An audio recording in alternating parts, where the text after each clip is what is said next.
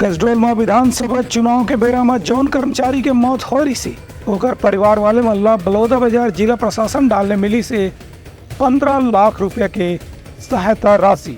बलौदाबाजार जिला में विधानसभा चुनाव के दौरान विधानसभा क्षेत्र क्रमांक 44 कसडोल के अंतर्गत मतदान दल क्रमांक 252 में एक व्यक्ति जो शामिल रही से ओकर कार्य के दौरान मृत्यु होने के स्थिति वाला बीमा के राशि के रूप में 15 लाख रुपए के भुगतान ओकर परिवार वाला सौंपेगी। कलेक्टर दीपक सोनी ने खुद मृतक के परिजन के घर में जाके ये राशि के चेक अमलना प्रदान करी।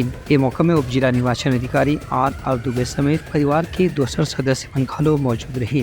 कलेक्टर परिजन मंडला सांत्वना देत की सरकार के नियम के मुताबिक चुनाव आयोग के शर्त के मुताबिक ये बीमा की राशि मतदान दल के कर्मचारी के अचानक मृत्यु होने की स्थिति उमला देना उनका नियम के तहत आते। एक अलावा भी प्रशासन के नियम के अंतर्गत जो भी सहायता हो सकी वो जरूर उपलब्ध कराई जाए। ब्यूरो रिपोर्ट उतलंघा न्यूज़।